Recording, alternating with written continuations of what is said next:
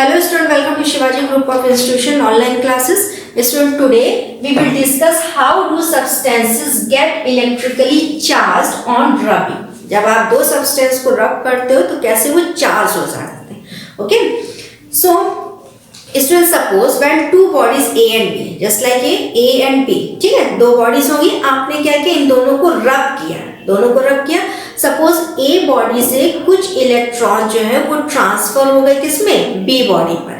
तो जिससे electron lose होते हैं, जिससे इलेक्ट्रॉन ट्रांसफर होते हैं, तो इसमें क्या होती है, इलेक्ट्रॉनों की डेफिशिएंसी हो जाएगी, मींस इलेक्ट्रॉन इस पे लेस कम हो जाएंगे. ठीक है, तो जिस पे इलेक्ट्रॉन कम हो जाते हैं उस पे चार्ज कौन सा आ जाता है, पॉजिटिव का. और जिस भी बॉडी पर इलेक्ट्रॉन की एक्सेस हो जाएगी, इलेक्ट्रॉन अधिक हो जाएंगे, उस पे चार्ज आ जाएगा नेगेटिव. तो जब भी आप टू बॉडीज को रब करते हो, एक बॉडी से अगर दूसरी बॉडी पे इलेक्ट्रॉन ट्रांसफर हो रहे हैं तो जिसमें कम होंगे उस पे पॉजिटिव चार्ज आएगा और जिसमें अधिक हो जाएगा उस पे नेगेटिव चार्ज आ जाएगा. सो आप क्या कह सकते हो, body a has less number of electrons than the number of proton in its nucleus. So on the whole the body gets positively.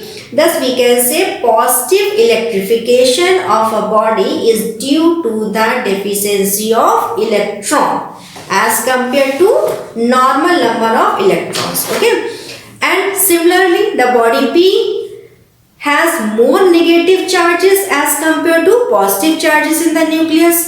Thus on the whole the body gets negatively, means we can say negative electrification of a body is due to the excess of electrons. Okay, जब भी electrons के access हो जाएंगे तो उस body पे कैसा charge आ जाएगा, नेगेटिव. एंड जब भी इलेक्ट्रॉन की डेफिशिएंसी हो जाएगी तो चार्ज कैसा हो जाएगा, positive.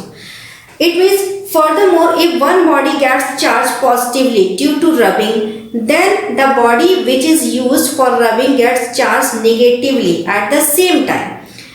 In other words, equal and opposite charges are produced at the same time. Means क्या होता है कि जब भी हम दो बॉडी को आपने रब किया है तो जिस बॉडी से इलेक्ट्रॉन ट्रांसफर हुए उसमें आपने देखा कि पॉजिटिव चार्ज आ गया, जिस पे इलेक्ट्रॉन की एक्सेस हो गई उस पे नेगेटिव चार्ज हो गया. तो जितने इलेक्ट्रॉन की इसमें डेफिशिएंसी होती है, मीन्स जितने इलेक्ट्रॉन इस एक बॉडी में कम होते हैं उतने ही इलेक्ट्रॉन दूसरी बॉडी में प्लस हो जाते हैं. ठीक है, तो दोनों में जो भी इलेक्ट्रॉन सेम ही हो जाएंगे दोनों बॉडी में. मतलब जितने सपोज टू इलेक्ट्रॉन्स अगर इससे लेस हुए हैं तो 2 इलेक्ट्रॉन्स इसमें ऐड हो जाएंगे. Now, law of conservation of electric charges. Law of conservation of electric charges.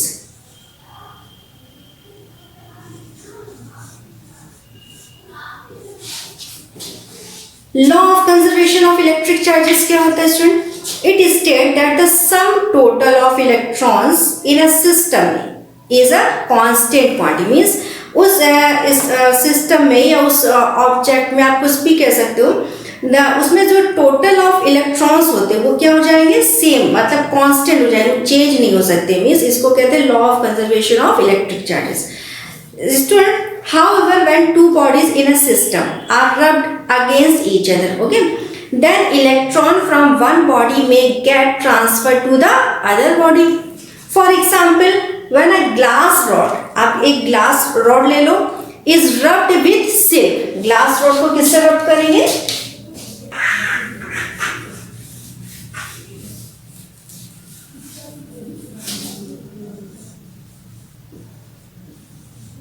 Glass rod को सिल्क से कर. ठीक है, जैसे आपने क्या किया, when glass rod is rubbed with silk, then some electrons from the glass rod are transferred to silk. इसमें क्या होगा, इससे कुछ इलेक्ट्रॉन, ग्लास रॉड से कुछ इलेक्ट्रॉन सिल्क पर ट्रांसफर हो गए. इलेक्ट्रॉन को डिनोट करते हैं ई से. ठीक, इस पे चार्ज कैसा होता है इलेक्ट्रॉन पे, नेगेटिव. ओके, तो जैसे ही आपने ग्लास रॉड को सिल्क से रब किया है तो ग्लास रॉड से कुछ इलेक्ट्रॉन किस पे ट्रांसफर हो गए, सिल्क पे. As glass rod develop a deficiency of electrons, it gets positively charged. So glass rod पे कैसा चार्ज आ जाएगा, पॉजिटिव का, क्योंकि इससे कुछ इलेक्ट्रॉन ट्रांसफर हुए. एंड सिल्क पे क्या हो जाएगा, इलेक्ट्रॉनों की एक्सेस, तो इस पे चार्ज कैसा हो जाएगा, नेगेटिव. ठीक, It means the silk after rubbing has excess of electrons and hence gets negatively charged. Similarly, when an ebonite rod is rubbed with cat's skin, अब क्या करना है, ebonite की सेम प्रोसेस अप्लाई करना है. ebonite की rod लेनी है एंड इसको किससे रब करना है, कैट्स स्किन से. ओके, अब क्या करना है, ebonite की रॉड को कैट्स स्किन से रब करते हैं. When an ebonite rod is rubbed with cat's skin, then the sum of the electron from cat's skin are transferred to ebonite rod. अब क्या करना है कि कुछ इलेक्ट्रॉन जो है कैट्स स्किन से किस में ट्रांसफर होते हैं, ebonite rod पर. As the cat's skin has deficiency of electron, it gets positively charged. Means क्या होगा कि जब आप इन दोनों को रब करोगे एक दूसरे के साथ, तो इससे कुछ कैट्स स्किन से कुछ इलेक्ट्रॉन कहां ट्रांसफर होंगे, एबोनाइट रॉड पर. ठीक है, इट मींस कैट स्किन पे कैसा चार्ज आ जाएगा, पॉजिटिव का, और इसमें क्या हो जाएगी, इलेक्ट्रॉनों की इलेक्ट्रॉन एक्सेस हो जाएंगे एबोनाइट रॉड पर. सो इस पे चार्ज कैसा आ जाएगा, पॉजिटिव का.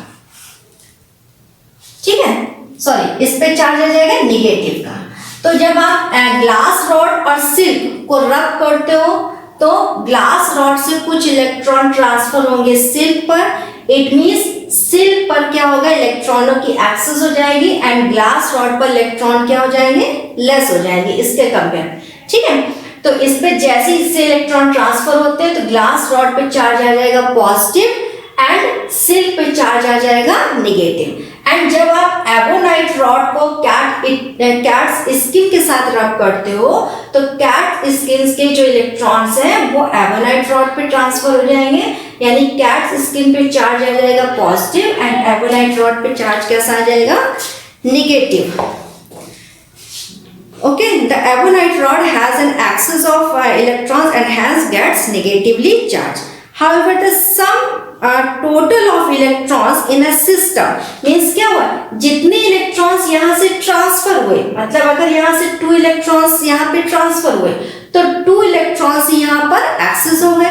ठीक, जितनी यहाँ पे डेफिशिएंसी हुई उतने यहाँ पर एक्सेस हो गए. तो अगर हम टोटल दोनों का निकालें तो टोटल क्या होगा, कांस्टेंट हो जाएगा, सेम हो जाएगा. टोटल तो चेंज हुआ नहीं, जितने यहाँ से कम हुए उतने यहाँ पे ऐड हो गए. ठीक, तो क्या हो जाएगा, however the sum of total of electrons in the system of silk and glass rod or ebonite rod and cat's skin remains same.